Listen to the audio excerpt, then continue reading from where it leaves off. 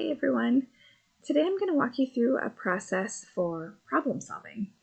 Obviously, life is going to throw us problems of all sorts, and while there's no one worksheet that can address every single problem effectively, this one does help you to get a handle on most problems. So I'm going to just start here on this screen where you see a blank copy of the worksheet that you're going to fill out. And then I'm going to actually walk you through an example I created. So step 1 says to define your problem. Before doing so, your problem might feel vague if you haven't really sat down and thought about it, or it might be confusing. So writing it out will help you to organize the problem, see it from new angles, and identify what's most important about what's going on in the problem. So the problem I came up with is I am late to work.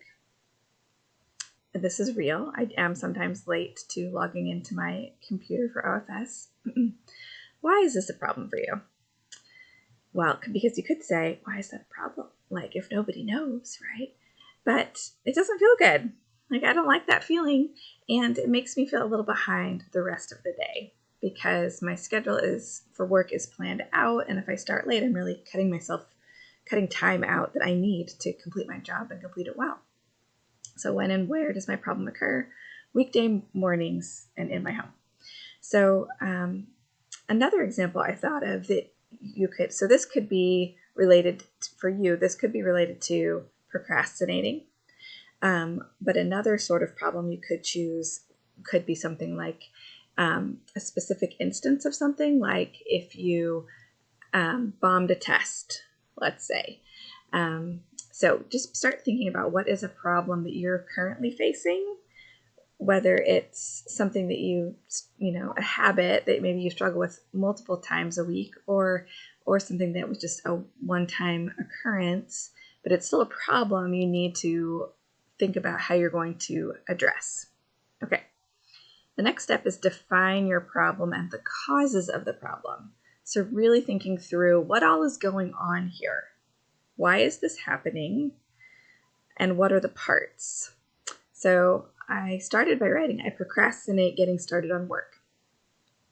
That was all I wrote at first. And what I like about this process on this worksheet is the more I kept thinking, the more I understood what was going on with the problem. So again, this second one here is pretty obvious. I have a lot to take care of in the morning. Making breakfast for my kids, helping them get ready for school, feeding the dog. I'm the one who walks the dog. Myself, not only my breakfast, but also I have knee surgery, so I have to do physical therapy in the morning, cleaning up the breakfast dishes, all these things. And it can be hard to get all of that done on time. The next one, though, is where I felt like it started to get a little bit more interesting. Working from home means that I can finish up the chores listed above and be late to work. Like, I can. Whereas working in person, I would just have to leave what wasn't done and finish it later. So that was just interesting to me, like, the flexibility of working from home can get me in trouble, so to speak, which I'm sure you've experienced too as a student in a virtual school. That made me realize that what's the real procrastination about? The procrastination is about two things for me. One is because I'm at home, if I don't get the chores done, I am seeing the dirty dishes all day or whatever wasn't done. Or the dog is misbehaving because she didn't get her walk. Like, there's something that's distracting me the rest of the day if I don't get it done before I start.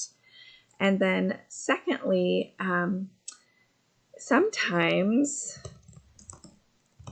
it's hard to open the computer knowing that I will spend most of the day in front of it.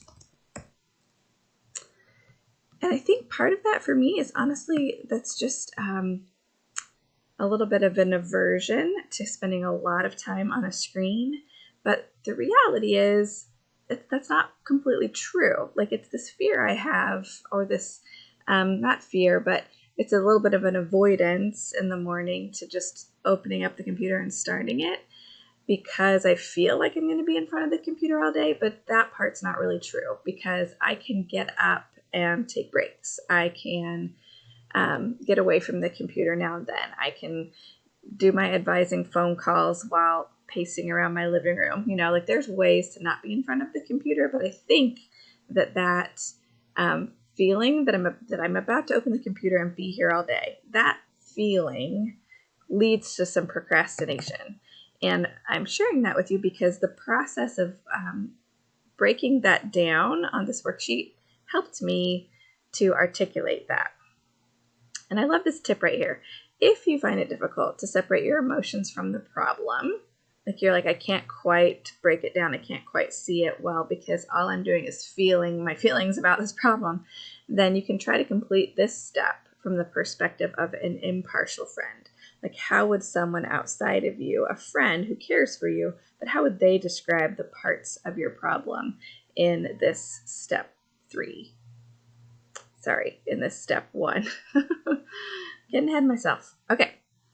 Step 2, develop multiple solutions. All right, I'm going to go a little faster here, but I vividly remember when I was in 7th or 8th grade and my teacher cited some study that had been done that when people are brainstorming, it's typically, I can't remember what number it was, but it was like 11 or 18 that idea that they brainstormed was on average the best idea. So it's rarely our first idea or our second idea. So developing multiple solutions is worth your time. All right. So here are some of mine.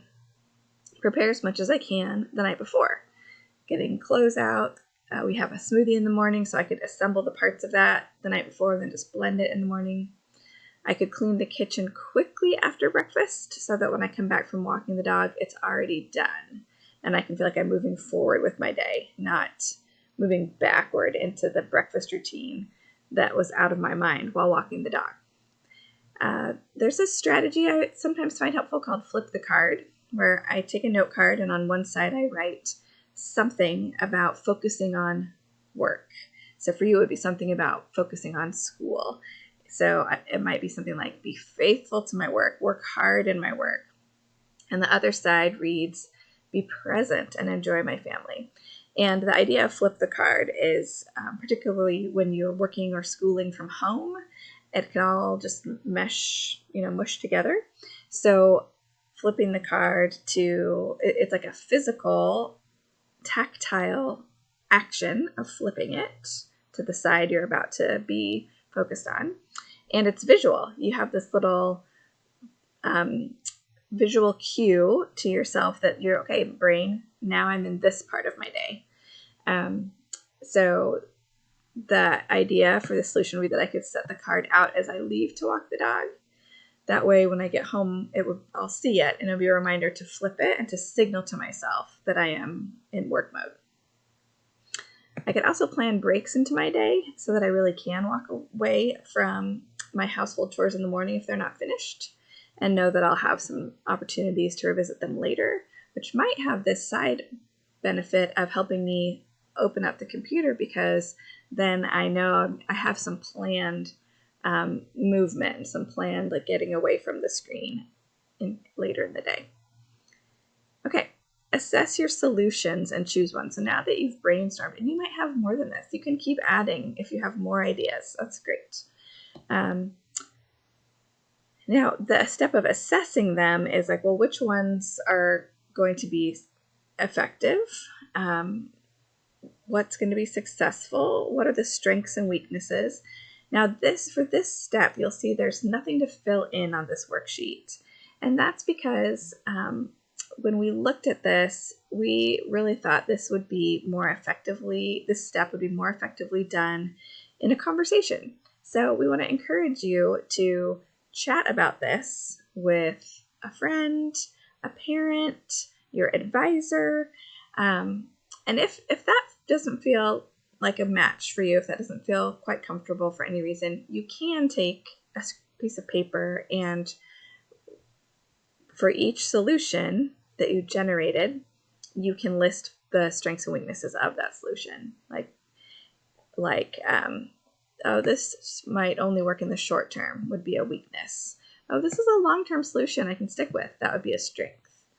How likely am I to follow through with this solution? That's really important. Ideas are only as good as our follow-through on those ideas. How will this solution affect other people, if it will? Okay, so really thinking about those questions, thinking about your solutions in light of those questions. So as I do that, I think that this first one would be really helpful. I know that I can do getting some of the breakfast things ready in the morning. I've done that before and I've been successful, but for whatever reason, I don't like putting my clothes out the night before. I just don't. So that part of that solution is probably one I'm not going to follow through with. Clean the kitchen quickly after breakfast.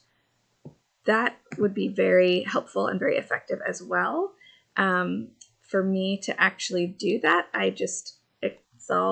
it all backs up. I just need to get started with things on time in the morning so that I'm not scrambling to have enough time to clean up before I go walk the dog. Flip the card. This is a strategy, as I said before, that I have used and found helpful, but sometimes I need variety, and right now, for whatever reason, that one's not speaking to me, so it doesn't feel like one of my top options for a solution. I like to vary things up. Sometimes something that's working for a while stops working and I have to try something else. Plan breaks into my day. This seems like a home run. Not only would it be helpful, but I could see myself following through with that one for sure. So I just did step number 3 without writing anything. I'm just modeling for you what that would look like. All right. Step 4 is thinking about what you're going to need to do to actually implement or follow through with your solution. So first step, when? Some solutions can happen at a specific time, while others they're more of a response to something happening. This is for when I get stuck, right?